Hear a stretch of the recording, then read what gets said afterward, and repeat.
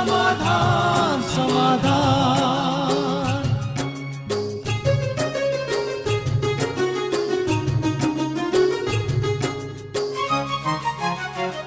समस्या से उभरना अगर चाहे इंसान, स्वयं के संग सर्व का वो दिल से करे सम्मान।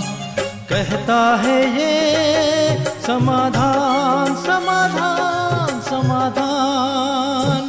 समस्या से उभरना अगर चाहे इंसान, स्वयं के संग सर्व का वो दिल से करे सम्मान।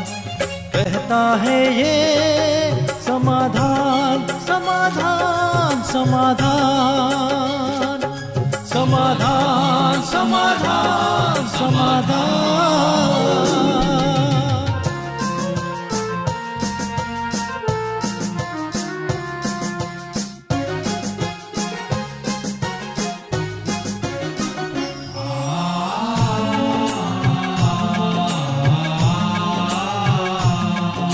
तनाव बन मुटाव की अगन से स्वयं तू संभल ले, है इसी में शान।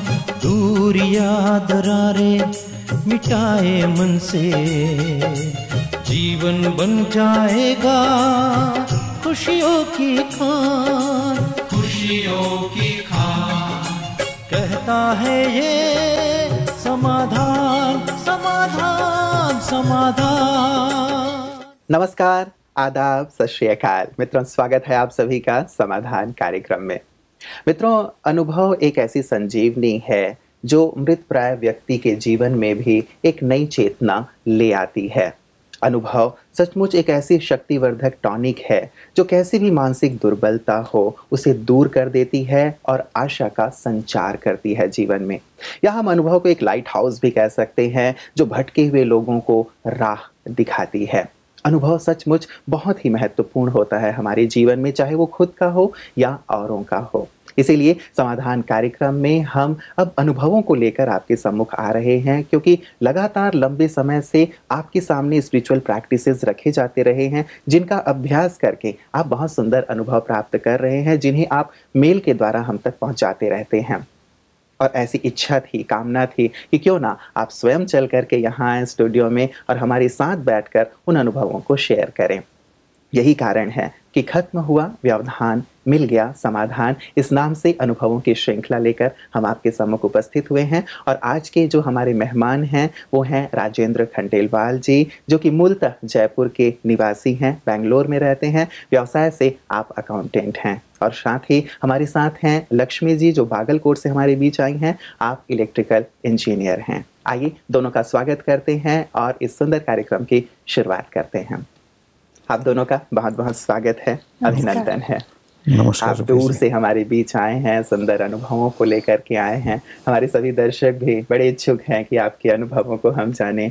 आपने मेल किया था राजेंद्र जी और आपने भी लक्ष्मी जी। तो राजेंद्र जी, आपसे शुरुआत करना चाहूँगा कि आपने रिलेशनशिप की बात की थी कि चाहे परिवार की बात है या फिर जहाँ आप कार्य क्षेत्र है वहाँ पे भी आपको क्रोध बहुत आता था और क्रोध के कारण रिलेशनशिप जो थे बिगड़ जाते थे। वो अनुभव मैं जानना चाहूंगा। एक्चुअल बहुत बुरी चीज है। जी जी, हम सब जानते हैं। उससे क्या है, मेरे घर का भी एटमॉस्फेयर बहुत खराब हो जाता था। मेरे बच्चे मेरे से ज्यादा बात नहीं करते थे क्रोध की वजह से। जी जी।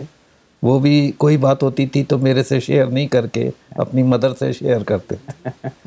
और जब से भाई जी की मेरे को टिप मिली कि मैं आत्मा शांत स्वरूप हूँ, शांति धाम की रहवासी हूँ, मेरा मूल धर्म जो है वो भी शांत है। ऑफिस में और इधर पब्लिक रिलेशन में क्रोध मेरा तकरीबन 95% खत्म हो गया है। लेकिन घर में अभी थोड़ा सा अभी रहा हुआ है, वो भी योग करते करते वो भी दूर हो जाएगा। लेकिन ये एक बहुत बड़ी उपलब्धि है खंडेलवाल जी कि हम 80% या 95% तक अपने अंदर के गुस्से को जीत लेते हैं, क्योंकि कहते हैं कि मन को जीतना, मन के विकारों को जीतना कोई सहज कार्य नहीं है, लेकिन ये सचमुच बहुत महत्वपूर्ण है। तो अब आप संबंधों में क्या पाते हैं? पहले आप, जैसे आपने कहा, गुस्सा करते थे तो बच्चे दूर दूर भागते रहते थे, या शायद कार्य क्षेत्र में भी थोड़ी अनबन बनी रहती होगी। अब कैसी स्थिति है जब आप गुस्सा नहीं करते हैं? अब मेरे को अपने कार्य क्षेत्र में सबसे सहयोग मिलता है जी। सब मेरे से ढंग से बात करते हैं, मैं भी उनसे उसी हिसाब से बात करता हूँ। हाँ। रिस्पेक्ट भी मिलती है मेरे को। जी जी जी। अभी जहाँ मैं सर्विस कर रहा हूँ वहाँ सब मेरे को अंकल अंकल करके ही बात करते हैं। एक मतलब बड़े का रिगार्ड देते जी, हैं। जी, जी, तो उसी हिसाब से फिर मैं भी उन्हें एक छोटे का रिगार्ड दे के, और उन्हें कोई गलती होती है समझा देता हूँ, गुस्सा नहीं है। हाँ। एक बात आमतौर पे लोग खंडेलवाल जी मानते हैं कि बिना गुस्से के काम नहीं होता।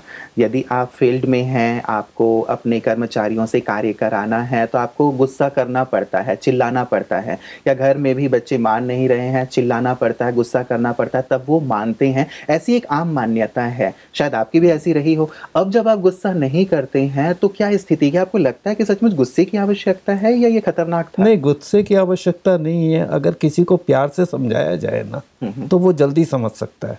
बल्कि गुस्से से समझाने में वो बच्चे को ज़्यादा गुस्सा करो वो डीट हो जाएगा। जी जी। वो सोचेगा क्या है, गुस्सा कर लेंगे कोई बात नहीं। तो वो क्या है, जो एक रिस्पेक्ट होती है वो धीरे धीरे खत्म हो जाती है। जी जी जी जी। मतलब रिस्पेक्ट भी खत्म हो जाता है और बात भी वो हमारी बात नहीं मानेगा, ठेठ हो जाते हैं। तो क्या प्यार काम करता है कि हम प्यार से बोल रहे हैं, बता रहे हैं, तो क्या काम हो रहा है, या ऐसा रहता है कि चलो ये तो प्यार से बात करते हैं, चला लेते हैं? ऐसी स्थिति नहीं आ जाती क्या? आजकल के जो बच्चे हैं वो बहुत ज़्यादा सेंसिटिव होते हैं। जी जी जी। मैं तो अपने जहाँ, क्योंकि मेरे ग्रैंडसन वगैरह हैं, उनको गुस्सा करने से बात नहीं बनती, अगर प्यार से समझाओ वो मान जाते। वैसे कहते हैं कि प्यार में इतनी शक्ति है कि पहाड़ को भी पिघलाया जा सकता है, ऐसा कहा जाता है, और आपको इसका सुंदर अनुभव है। और इसके लिए बहुत बहुत बधाई खंडेलवाल जी आपको कि आपने 80 और 95% तक अपने क्रोध को जीत लिया है। आपके पास आना चाहूँगा लक्ष्मी जी, आपने भी कहा था कि कार्य क्षेत्र में रहते हुए कहीं ना कहीं गुस्सा आ जाया करता था परिवार में भी। आपके कैसे अनुभव हैं? पहले तो मुझे वर्कलोड ज़्यादा था और पब्लिक कंसर्न ज़्यादा रहती थी। तो एक तो वर्कलोड और पब्लिक कंसर्न दोनों को मैनेज करना नहीं होता तो गुस्से कर लेती थी, तो कोई भी काम ठीक तरह से नहीं होता। एक तो मैं इस मेडिटेशन जो यहाँ पे इस ईश्वरीय विद्यालय में मिलता है तो मैं उसको प्रैक्टिस करने लगी।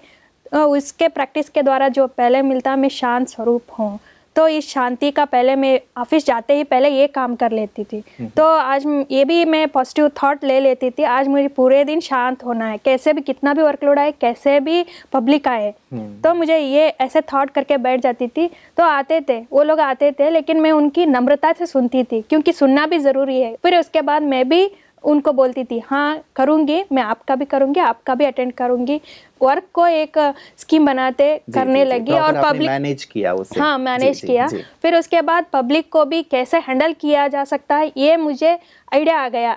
फिर उसके बाद इस मेडिटेशन से द्वारा फिर ऐसा एक मतलब अभी जो ऐसा टाइम आया है कि मुझे करने की ज़रूरत नहीं पड़ती, क्योंकि सभी मुझे अब रिस्पेक्ट से बात करते हैं। हम ये मैडम काम करती है, हाँ उनको भी अपना टाइम लेके करेगी, तो इस विश्वास से वो भी मेरे से ऐसे ही रिलेशन बना के रहते हैं। जी नहीं तो कार्य क्षेत्र में ये तो होता ही है कि थोड़ी सी इरिटेशन हो जाती है, क्योंकि हर एक चाहता है कि मेरा काम पहले करो, मेरा काम पहले करो, और आपके पास यदि 10, 15, 20 काम एक साथ हो तो इरिटेट होना लाजमी है। लेकिन मेडिटेशन से ये एक सामान्य सी स्थिति हो जाती है और आप सहज रूप से ये कार्य कर रहे हैं। अब कभी भी ऐसा लगता है कि कहीं भी थोड़ी सी बात यदि आई है तो मैं इरिटेट हो रही हूँ या गुस्सा आ रहा है, कभी ऐसा होता है? होता है, ये भी होता है, क्योंकि इंसान है तो वर्कलोड तो होता ही है। फिर मैं क्या करती हूँ, एकदम से सब काम ऐसे रख के थोड़ी देर बैठ जाती हूँ, मतलब एक शांत मेडिटेशन करती हूँ। इससे क्या होता है, हालात वहाँ के जो भी है सुधर जाते हैं। और ऐसा भी कभी कभी ऐसा सिचुएशन आता है, एक काम को हम लेके कितने दिन से ट्राई कर रहे हैं, वो पूरा नहीं कर पा रहे हैं।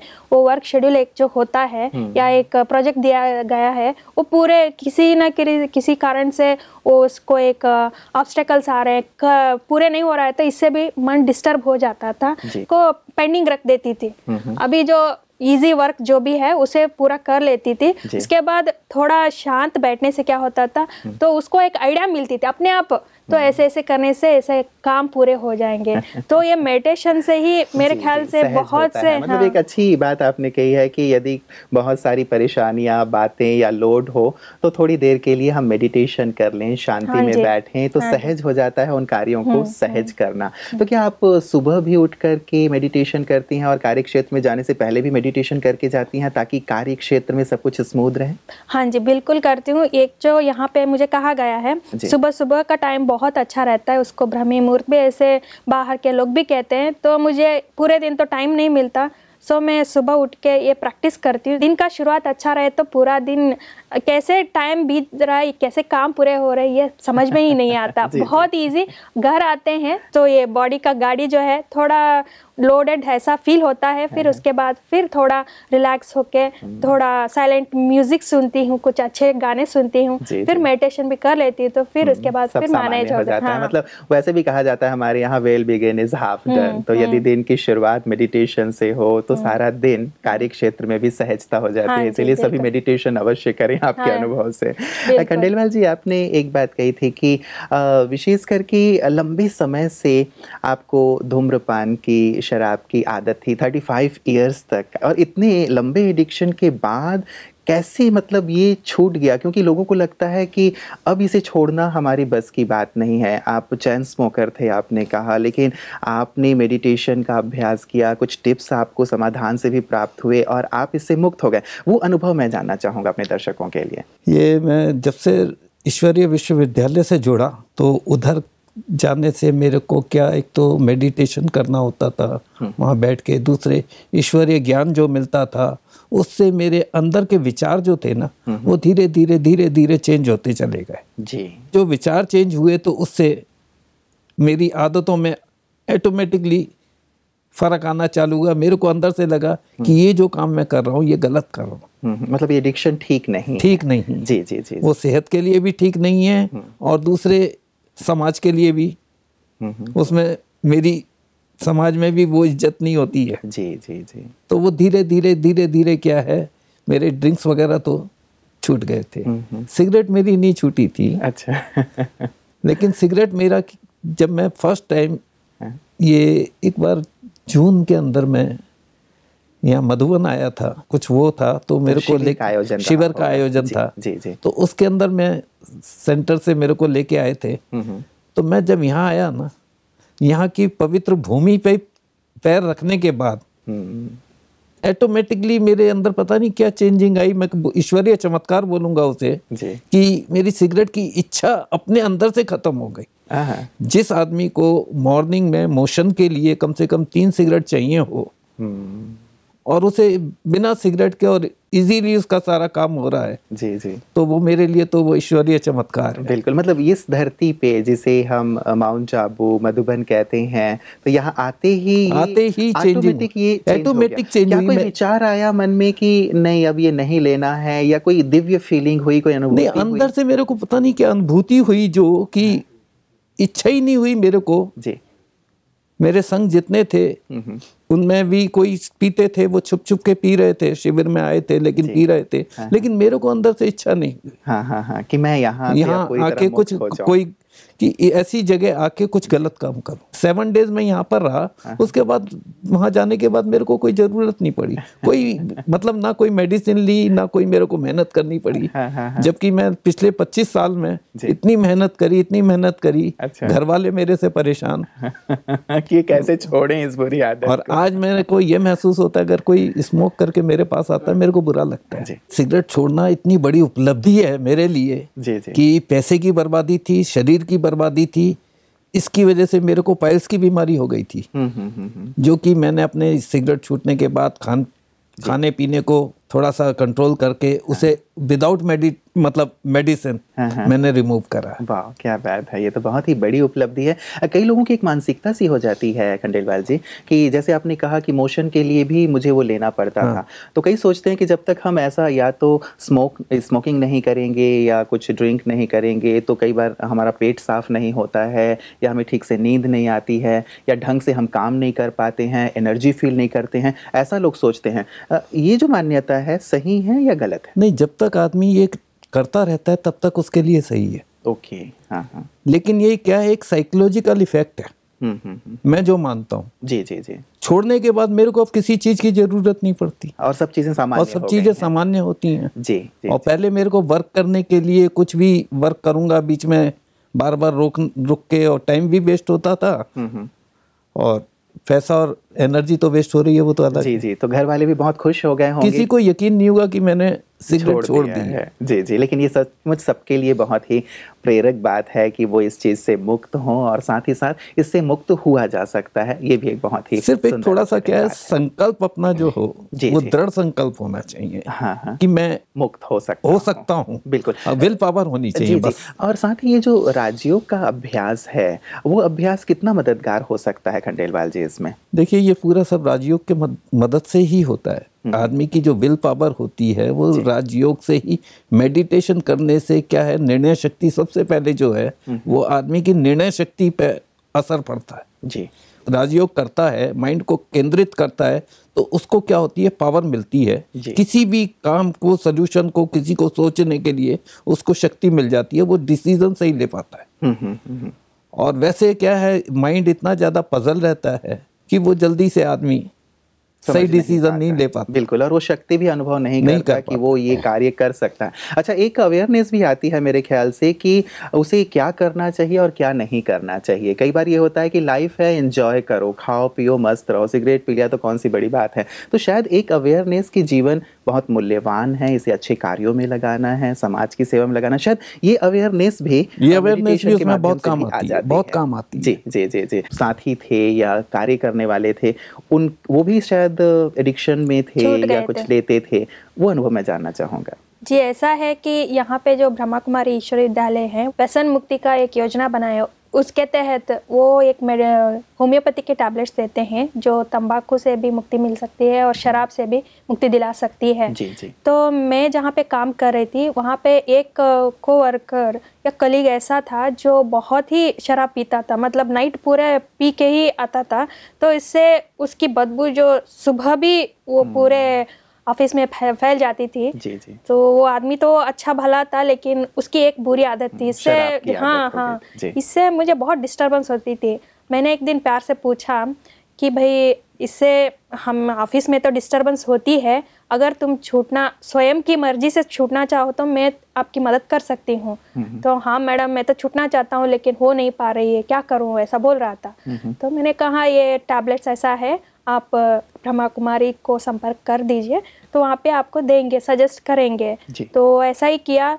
तो वो कुछ मतलब 1 महीना तो लिया होगा, उसके बाद फिर मुझे तो बिल्कुल याद ही नहीं था। फिर बाकी सब जो उसके साथ काम कर रहे थे बोलते थे, मैडम आपने बहुत बड़ा काम किया।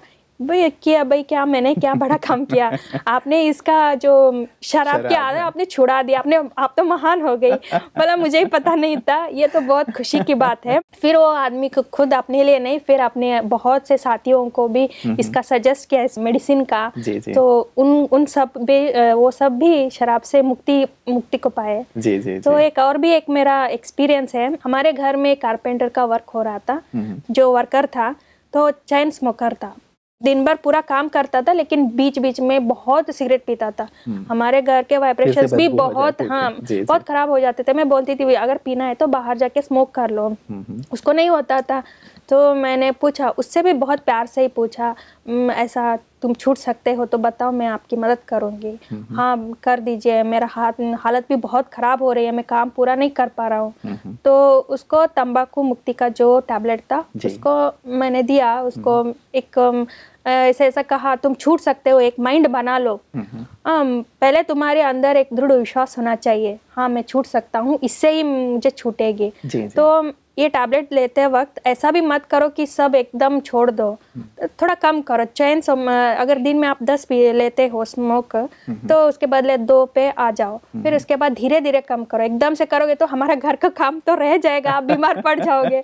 तो मैंने कहा हाँ बहन जी ठीक है, ऐसा ही बोला उसने। वो आके बोला 1 हफ्ते के बाद बोला, हाँ मैंने 10 के जगह 1 कर दिया, 1 ही पीता हूँ। ऐसा बोला। तो उसके अपने साथी को भी ऐसे बहुत से लोग थे, उसको भी उन्होंने ऐसा लिया, उसका लाभ उठाया। जी जी। ये जो दवाइयाँ यहाँ पे ब्रह्मा कुमारीज में दी जाती हैं, होम्योपैथी की जो मेडिसिन है वो शराब के लिए, तंबाकू के लिए या धूम्रपान के लिए बहुत मददगार है, ये आपके अनुभव में है। तो क्या ये हर एक सेवा केंद्र पे मिलता है लक्ष्मी जी जो ब्रह्मा कुमारीज के हैं? और क्या इसका कोई शुल्क है या निःशुल्क रूप से ये दिया जाता है? ये बिल्कुल निःशुल्क है, क्योंकि ये सेवा के तौर पे कर रहे हैं। तो कोई भी जा सकता है, थोड़ा मेडिटेशन प्रैक्टिस करेंगे, यहाँ के नॉलेज देते हैं और मेडिटेशन सीखेंगे और ये दवाई, ये तीनों मिला के लोगों को बहुत ही मदद मिलेगी और आसानी से छूट जाएंगे। जो उनका वहम है, हाँ मैं बिल्कुल नहीं छूट सकता, तो ये वहम बिल्कुल छूट जाएगा और जल्दी ही रिकवर करेंगे। चलिए, तो बहुत बड़ी समाज सेवा है सचमुच कि हम कैसे सारे अपने समाज को शराब से, तंबाकू से, धूम्रपान से छुड़ा सकें। वैसे तो जहाँ कहीं भी टेलीविजन में कुछ आता है तो लिख दिया जाता है कि धूम्रपान या फिर ये चीजें स्वास्थ्य के लिए बहुत हानिकारक है, स्टिल लोग लेते हैं, बेची जा रही हैं। लेकिन यदि कोई छूटना चाहता है तो ये दवाइयाँ और राजयोग सचमुच बहुत कारगर हो सकते हैं। खंडेलवाल जी, कुछ कहेंगे आप? मैं इस बारे में बोलना चाहता हूँ कि ये जो भी हैबिट्स है, ये हैबिट होती नहीं है जी। आदमी शौकिया स्टार्ट करता है ये, हाँ जी, शौक के लिए या अपने फ्रेंड सर्किल में अपना स्टेटस बनाने के लिए ये स्टार्ट करता है। धीरे धीरे क्या होता है, ये शौक से उसकी हैबिट बन जाती है। और हैबिट से फिर क्या होता है, ये धीरे धीरे क्या है, उसकी जरूरत बन जाती है। जैसे आदमी को खाने की जरूरत है, ऐसे उसी तरह उसे भी किसी काम करने के लिए इन चीजों की जरूरत हो जाती है। तो मेरा तो सजेशन यही है कि इसे शौक भी नहीं बनाया जाए तो ज्यादा बढ़िया है। जी जी जी जी। बस वही, क्योंकि मैं खुद देखी, जी जी, देखा देखी फ्रेंड्स ले रहे हैं तो चलो हमने भी ले लिया ना, तो लोग क्या कहेंगे, क्योंकि स्टेटस सिंबल वाली बात हो गई है आजकल की, तुम लेते नहीं हो, क्या हो तुम, तो पिछले जमाने वो ये सोचते हैं कि मेरा जो फ्रेंड सर्किल है उसके लायक नहीं हूं मैं, या जी वो ज्यादा एडवांस है, मैं पिछड़ा हुआ हूँ, बस ये फर्क हो जाता है। क्राइम के पीछे भी कई बार खंडेलवाल जी ये चीजें देखी गई हैं कि यदि उनकी ये जरूरतें पूरी नहीं हो रही हैं, ड्रग्स की या ये सारी चीजें जो हैं, तो उन्हें क्राइम करने लगता है। उन्हें पैसा चाहिए जी, पैसा नहीं होगा तो वो कुछ भी करेंगे उसके लिए। जी जी जी। इसलिए इससे मुक्त होना बहुत आवश्यक है। और यदि इससे लिप्त भी हो गए हैं तो जैसे लक्ष्मी जी ने कहा, तो दवाइयां भी हैं, राजयोग हैं, ये तो संजीवनी का कार्य कर ही रही हैं, अपने जीवन को सुंदर बनाया जा सकता है। बिजनेस में आपको बहुत नुकसान हुआ, एक डिप्रेशन की स्थिति बहुत ज़्यादा आ गई थी, तो वहाँ से भी आप उभर के बाहर आए राजयोग के अभ्यास से, वो भी अनुभव जानना चाहूँगा। मैं एक टाइम ऐसा था कि मेरे बिजनेस एकदम से क्लॉप्स हो गया था, बिल्कुल बिगड़ गया था जी जी। उस समय मेरी पोजीशन ये हो गई थी कि मैं कुछ सोचने समझने की मेरी शक्ति खत्म हो गई थी कि मैं क्या करूं क्या नहीं करूं। मेरे अपने ऊपर से विश्वास उठ गया था कि मैं कुछ कर सकता हूं, इतना ज़्यादा मैं डिप्रेस हो गया था जी। तो मेरी मदर इन लॉ मेरे को ब्रह्मा कुमारी सेंटर लेके गई, वहाँ मेरे को थोड़ा ईश्वरीय ज्ञान मिला। वहाँ जाके मैंने थोड़ा मेडिटेशन वगैरह चालू करा, तो मेडिटेशन करने से धीरे धीरे धीरे धीरे मेरे अंदर कुछ अपनी विल पावर जागृत हुई। और विल पावर जागृत होने से क्या हुआ कि मैं थोड़ा सा फेस करना चालू करा जी। जो मैं फेस नहीं कर पा रहा था, अपनी मुश्किलों को फेस नहीं कर पा रहा था, धीरे धीरे फेस करने की मेरे अंदर शक्ति आई और मैं धीरे धीरे धीरे धीरे सामान्य होता गया। जी जी जी जी। तो ये भी एक मेडिटेशन का सुंदर आपका अनुभव है ये, किसे बाहर है। क्या आप कुछ दवाइयाँ भी इसके लिए लिया करते थे? नहीं, मैंने किसी चीज के लिए कोई दवाई नहीं ली।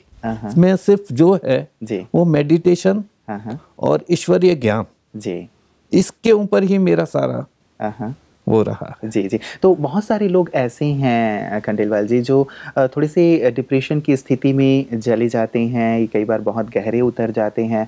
परिवार वाले भी कई बार थोड़े से चिंतित होते हैं कि कैसे ये बाहर आएंगे, कई बार दवाइयाँ भी असर नहीं करती हैं। तो ऐसी जो स्थिति बन रही है समाज में, और साइकोलॉजिस्ट तो ये भी कह रहे हैं, मनोचिकित्सक, कि हर एक चौथा या पांचवा व्यक्ति किसी न किसी प्रकार से मन के रोग से ग्रस्त है। कैसे मानसिक रूप से संपूर्ण स्वस्थ हो सकते हैं, मैं आपसे जानना चाहूँगा। जब तक मन शांत नहीं होगा आदमी कोई डिसीजन नहीं ले सकेगा। बिल्कुल बिल्कुल बिल्कुल। अगर कोई काम नहीं हो रहा है, किसी वजह से कोई काम बार बार आप करते नहीं होता है जी जी। तो मेरा तो राय ये है, एक दफे उसे छोड़ दो बिल्कुल, थोड़ी देर शांत हो जाओ, बैठ जाओ, जैसे ही लक्ष्मी जी बैठ जाती हैं। कई बार मतलब इतना उलझन होता है कि हमें ठीक ठीक चीजें सूझ नहीं रही होती हैं, तो शायद ये जो लक्ष्मी जी भी जैसे बहुत सारे वर्कलोड होते हैं तो बैठ जाती मेडिटेशन के लिए, शायद वो बहुत ज्यादा कारगर होगा। आपके पास भी ऐसा कुछ होता है, जैसे मानसिक तनाव की बात चल रही है, डिप्रेशन की बात, डिप्रेशन तो खैर बहुत बड़ी चीज हो जाती है, तनाव या चिड़चिड़ापन या चिंता किसी काम को लेके, क्या आपके साथ कभी ऐसा हुआ या होता है? क्या करते हैं ऐसे में? हाँ, एक बार तो बहुत पूरा डिप्रेशन में थी, क्योंकि मुझे एक बचपन से एक जैसे ख्वाब था बोलते हैं ना, एक एम था कि मैं इलेक्ट्रिकल इंजीनियर बनूं। क्यों यही चॉइस था? क्योंकि मेरे पिताजी इलेक्ट्रिकल सेक्टर में काम करते थे। तो मैं छुट्टियां जब थी तो उनके साथ जाती थी, तो मुझे यही ख्याल आता था कि मुझे भी ऐसा ही बनना है, पापा जैसा बनना है। जो इंजीनियरिंग है वो इलेक्ट्रिकल सब्जेक्ट्स के ऊपर किया। एक तो इंजीनियरिंग खत्म हुआ, सभी बोल रहे थे, मेरे फ्रेंड्स जो भी स्कूल के स्टूडेंट्स थे वो सब बोलते थे तुमने ये सब्जेक्ट क्यों लिया, कुछ कंप्यूटर का, इलेक्ट्रॉनिक्स का क्यों नहीं लिया? नहीं, मुझे यही इलेक्ट्रिकल इंजीनियर बनना है, यही कहती थी।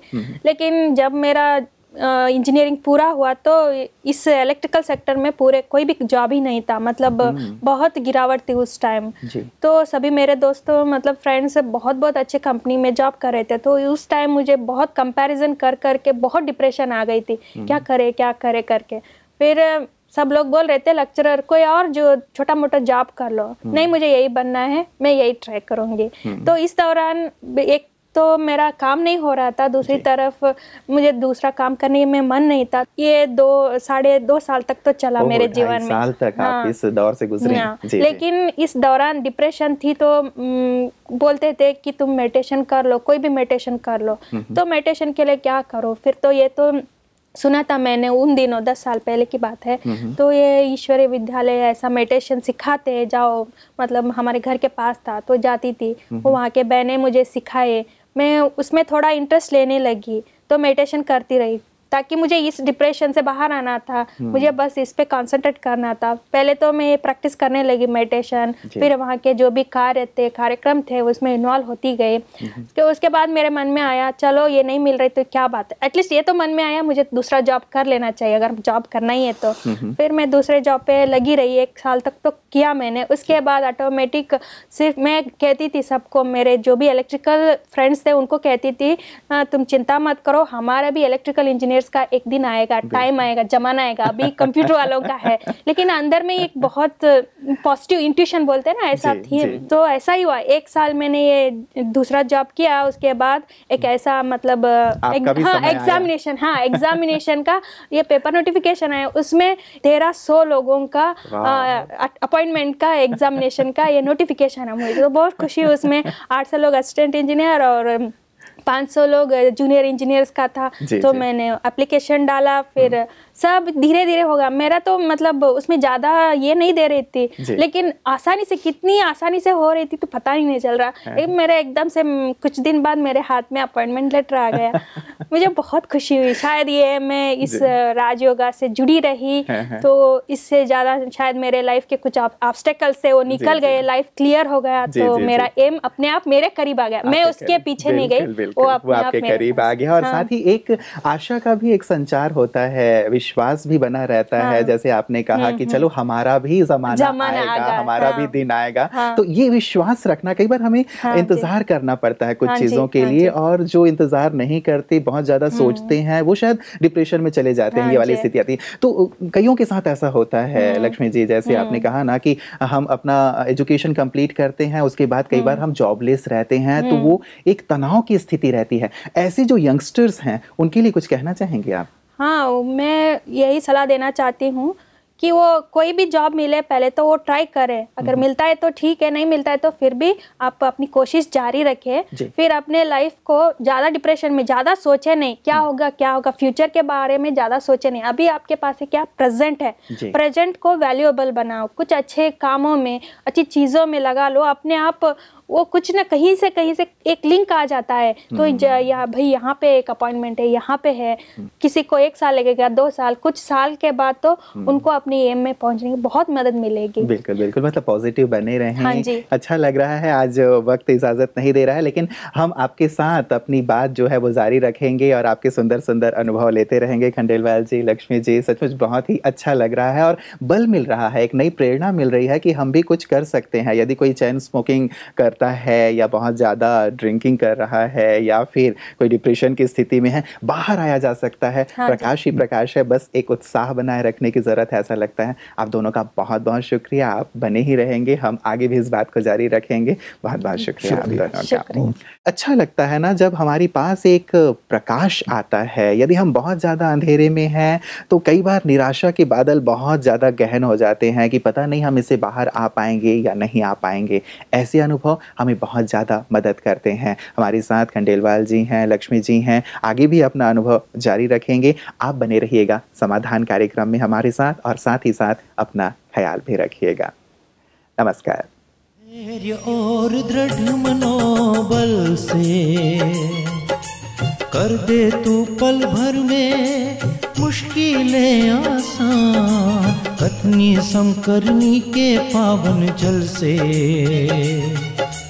स्वर्ग बन जाएगा सारा ये जहान, सारा ये जहान कहता है ये समाधान।